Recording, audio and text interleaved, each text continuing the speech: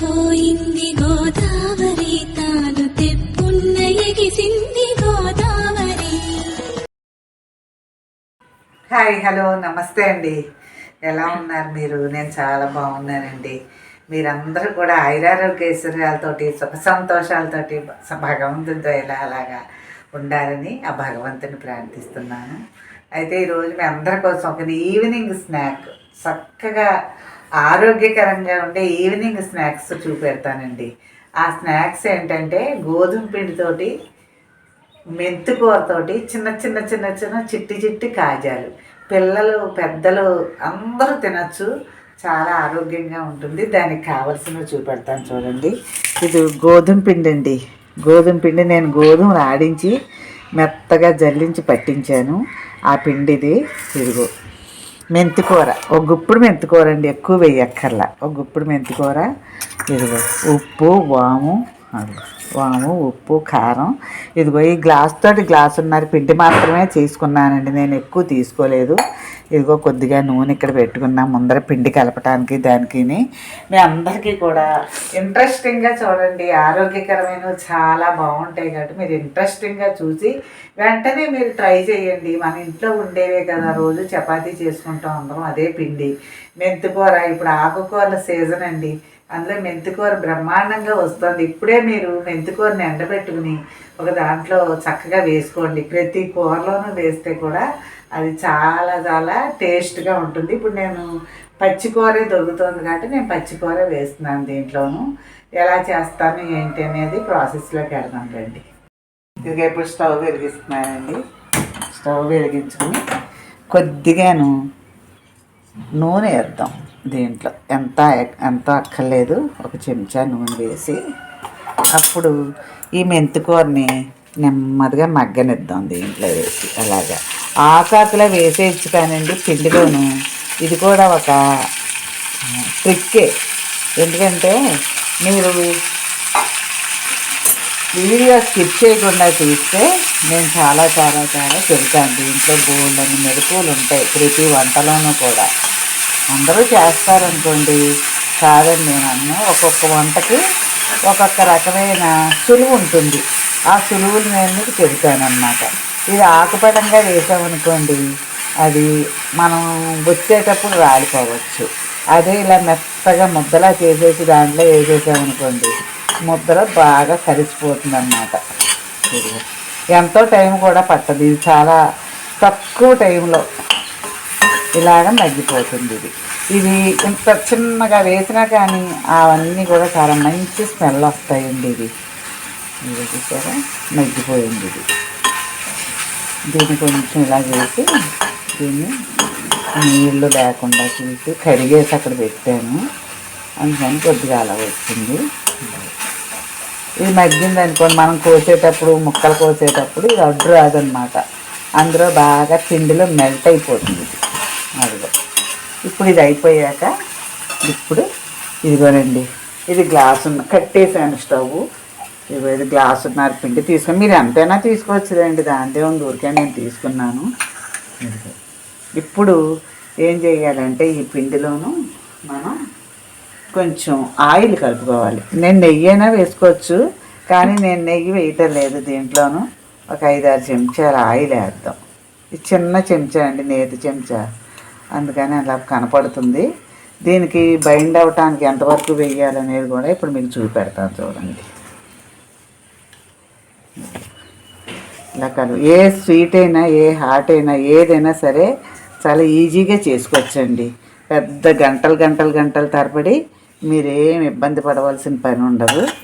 ఇదిగో చక్కగా చేసుకోండి, పిల్లలకి పెట్టండి. బయటవి మనం కొని పెట్టుకునే కన్నా పిల్లలకి ఇలా పెట్టుకోవటమే బాగుంటుంది. ఇదిగో చూసారా, బయట కొనుక్కోకూడదండి మనం. అంటే అలా అని కాదు, బయట కొనటం వల్ల ఈ ఆయిల్స్ ఏం చేస్తారంటే బయట వాళ్ళు ఒకటి చేసిన దాంతో మళ్ళీ ఇంకొకటి చేస్తారు, ఆ కాక నూనెలతో చేసేస్తారు. అదంతా పిల్లలకి జబ్బు చేస్తుంది. మనకి ఏంటో కొనుక్కుంటాం, తప్పనిసరిగా బయటికి వెళ్ళి కొంటాం, కానీ అలా కొనుక్కు తినకూడదని మా చిన్నతనాల నుంచి కూడా బయట కొనుక్కోవడానికి మాకు అసలు డబ్బులు అవి ఏమి ఇచ్చేవారు కాదండి. ఎంత స్కూల్కి వెళ్ళేటప్పుడు కూడా సాయంకాలం వచ్చేసరికి మాకు ఏదో ఒకటి ఇలా స్నాక్స్ చేసి జంతికలని మినపసుండలని ఇంకోటి అన్నీ చేసి పెట్టేవారండి మా వాళ్ళు. మేము అసలు ఎప్పుడూ బయట వస్తువు కొనుక్కు తినలేదు. ఇదిగో చూసారా, ఇదిగో ఇదనమాట. ఇలా అయ్యింది. ఇప్పుడు అలా రావాలి పిండి. అలా వచ్చాక ఇప్పుడు మనం దీనికి సరిపడి ఉప్పు వేస్తున్నాను. అదిగో ఉప్పు, ఇదిగో కారం, ఒక చెంచాడు మీకు తగ్గది వేసుకోండి. ఊరికే నేను సరిపడి వేస్తున్నాను. ఇదిగో వాము వేసాక ఇప్పుడు మనం ఏం చేయాలంటే ఇదిగో ఈ మెంతికూరని దీంట్లో వేసేయాలి. కానీ మెంతికూర భలే స్మెల్ వస్తుందండి. ఎంత బాగుంటాయండి, అంత బాగుంటాయి ఇవి. ఇది మెంతికూర చాలా మంచి స్మెల్ వస్తుంది. దీంట్లోనూ ఇలా పెట్టి గట్టిగా కలిపేయండి.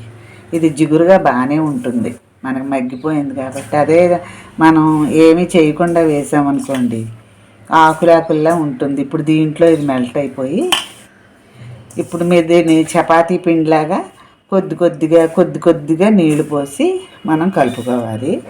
ఇదిగో చూపెడతాను చూడండి. కొద్దిగా చాలా కొద్దిగా పోస్తాను నీళ్ళు. ఇలా అంతా కలిసిపోయింది మెంతికూర. ఇప్పుడు ఇదిగో చూసారా, కొద్దిగానే పొయ్యండి ముందర. పోసి అది ఎంతవరకు అయింది ముద్ద అనుకుని చూసి మళ్ళీ పోయండి. ఎందుకంటేను ఎక్కువ పోసేసామనుకోండి ఒత్తుకోవటానికి పిండి ఎక్కువ కావాలి, ఏమి అవ్వదు, టేస్ట్ ఏమీ చెడిపోదు. అన్నీ సమానంగానే వేసేసాం కదా మనం దీంట్లోనూ, టేస్ట్ ఏమీ చెడిపోదు. కానీ అయితే ఒత్తేటప్పుడు ఎక్కువ పిండి పెట్టుకుని మళ్ళీని దాన్నేమో పట్టుకుని ఒత్తుతూ ఉండాలి. అది చిరాకుగా కింద అంటుకుని అలా అంటుకుపోతుంది. అదే సమానంగా చేసుకున్నాం అనుకోండి ఇది అవ్వదన్నమాట. ఇదంతా కలిపాక మళ్ళీ మేము చూపెడతాం. ఇదిగో పిండి చూడండి, ఇలాగ చపాతీ పిండిలాగా చక్కగా కలిపాను. ఇదిగో ఇలాగ కలిపేశాక 10 నిమిషాలు పక్కన పెట్టుకున్నాక ఇప్పుడు మనకి నూనె నూనె సన్నగా పెట్టాను. మన టైం అస్సలు వేస్ట్ అవ్వదు. ఇది మనం కోసి చేసే లోపల ఇది సన్నగా కాగుతుంది, అందుకని నేను నూనె పెట్టాను. ఇప్పుడు ఇది ఎలా చేయాలి ఏంటి అనేది మీకు చూపెడతాను చూడండి. ఇది ఎక్కువ దళసర ఉండకుండా దీన్ని 4 పార్ట్లు చేద్దాం. 3 కానీ 4 కానీ చేద్దాం. 4 చేద్దాం, ఎందుకంటే మరీ దళసర వత్తితే బాగోవి ఇవి. అంచేత కరకరలాడాలి మనకి.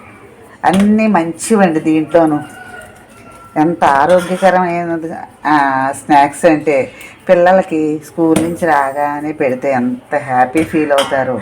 అందరూ ఈ మెంతికూరతోటి ఈ స్నాక్స్ ఏంటంటే చక్కగా గుమగుమలాడుతూ ఉంటాయి, బాగుంటాయి కూడా. అయితే ఎక్కువ కాజా ముక్కలు వీటితోటి వెడల్పుగా చేసుకోవచ్చు, కానీ నేను అలా చేయకుండా ఇదిగో వేరేగా కోస్తాను చూడండి. అయితే మీరు ఏం చేస్తారంటే మరీ దళసరి పెట్టకండి, దళసరి పెడితే బాగోదు. దళసరిగా ఉంటే మనకి ముద్దల కింద ఉన్నట్టు ఉంటాయి. నోట్లో వేస్తుంటే కరిగిపోయేలా కరకరలాడుతూ పిల్లలు చక్కగా తినేలా ఉండాలన్నమాట. ఇలాగా ఒత్తుకోండి. ఇది ఈజీ స్నాక్ అండి, పెద్ద ఇదేం కాదు. మనకు చూసారా ఎంత బాగుందో అని. పిండి కలిపితే పిండి కూడా అందంగానే ఉంటుంది ఇలా కలుపుకోవటం వల్ల. మనం మెంతికూర మటుకి సన్నగా ముద్దలాగా చేసి వేయించుకోండి, చాలా బాగుంటుంది. ఇదిగో చిట్టిగా చేసుకుంటే చాలా బాగా పొంగుతాయి అన్నమాట ఇవి. అందుకని నేను అలా చెప్తున్నాను మీకు. సరే, ఇదిగో ఈ సన్నం చాలు, అంతకన్నా అక్కర్లా. అదిగో బాగున్నాయి ఇలాగా. ఇంకెంతకన్నా మనం చెయ్యొద్దు. దీన్ని ఒకసారి తిరగేయాలి, లేకపోతే కనుక మీరు ఒత్తుకున్నది అక్కడే ఉండిపోయి చిరిగిపోయే ఉంటుంది. అందుకని దాని అడుగును కొద్దిగా వేసి పైన మళ్ళీ ఇలా కొద్దిగా వేసి ఇలా అంటే ఇప్పుడు మీకు కొయ్యగానే అవన్నీ పైకి లేచిపోతాయి అన్నమాట. లేకపోతే కనుక రావు. అదిగో అలా. ఇప్పుడు చూడండి నేను ఎలా కట్ చేస్తాను.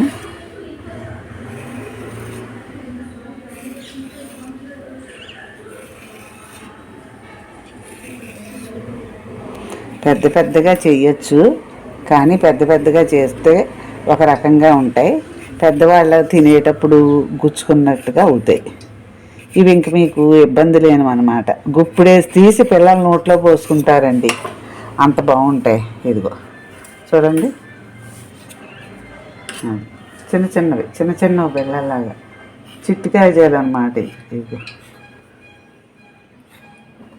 కానీ దీంట్లో ఇంకా చాలా టిప్స్ ఉంటాయండి.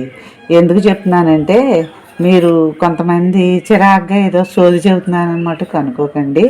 చివరిదాకా నేను మీకు ఉపయోగపడేవే చెప్తాను. అన్నీ కూడా మీకు ఉపయోగపడాలి, మీరు నేర్చుకోవాలి అనే ఒక యాంగ్జైటీతో నేను చేస్తున్నాను ప్రతిదీని. అంటుకున్నాయని అనుకోకండి, నూనెలో వేస్తే ఊడిపోతాయి. అలాగా నేర్చుకుంటారనే ఉద్దేశం చొప్పున నేను చేస్తున్నానండి. చాలామంది మంచి కామెంట్స్ పెడుతున్నారు, మీరు చక్కగా అర్థమయ్యేలా చెబుతున్నారండి అని నాకు చాలామంది కామెంట్లు పెడుతున్నారండి. నేను హ్యాపీ ఫీల్ అవుతున్నాను. చూసారా, చిన్న చిన్న చిట్టుకాయ చల్లివి గుప్పుడేసి తినొచ్చు అనమాట. అన్నేసి పెడితేను పెద్ద పెద్ద ముక్కల్లా కాకుండా అదొకటి. దీంట్లో మెంతికూర కూడా చక్కగా మెల్ట్ అయిపోయింది.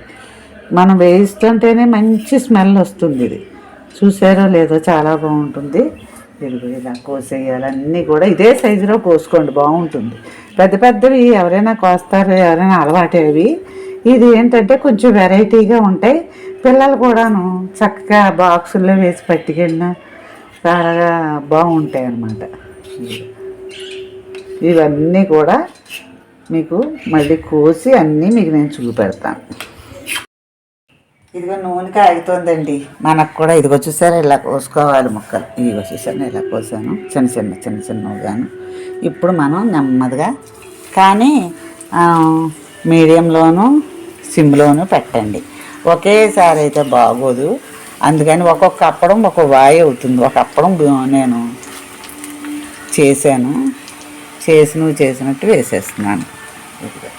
అదిగో మనం సిమ్లోనే పెట్టాలి దీన్ని, అస్సలు హైలో పెట్టుకోకూడదు. నూనె కాగేదాకానే, తర్వాత వాటంతటా అవే పైకి లేస్తాయి.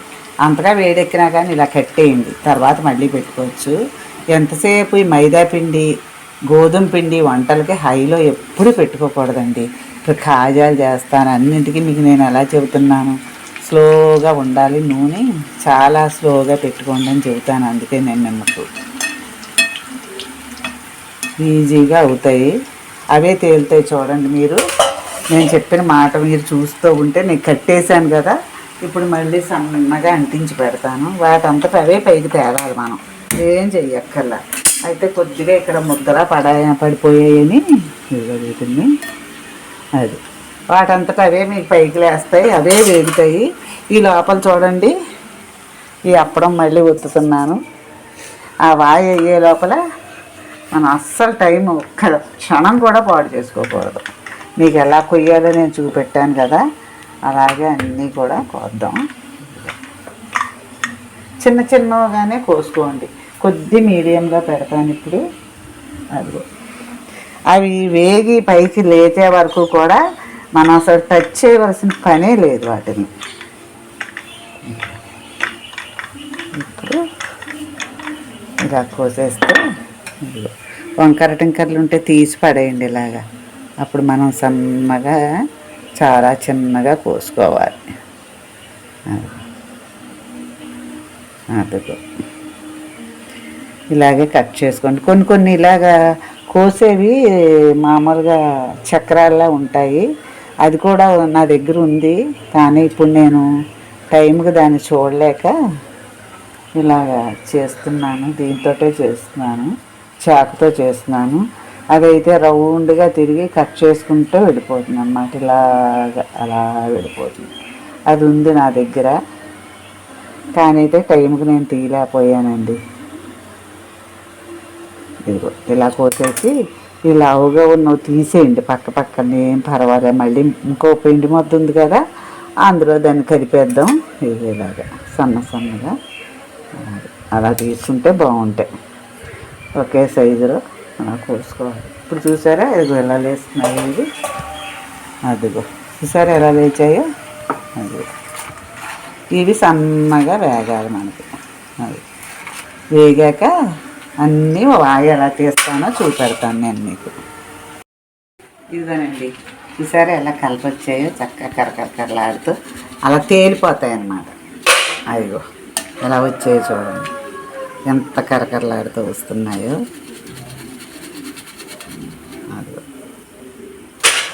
అప్పుడు మీరు బాగా వేడెక్కింది అన్నప్పుడు నూనె కట్టేయండి, ఏం పర్వాలేదు, మనకేమీ భయం లేదు.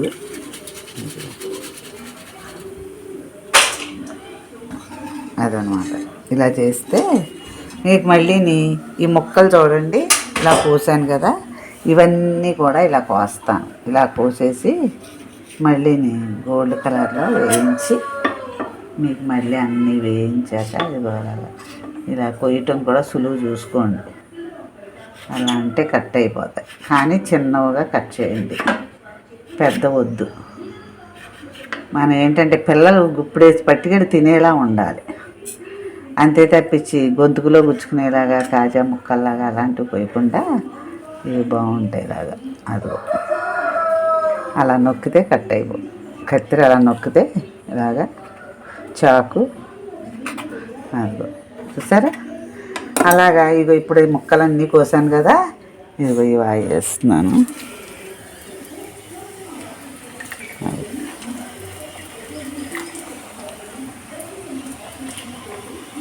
మీకు నూనె కాక ఎక్కువైంది అంటే కనుక కట్టేయండి. ఇదిగో కట్టేసినా సరే చూసారా, ఇదిగో రెండు అలా వచ్చేసి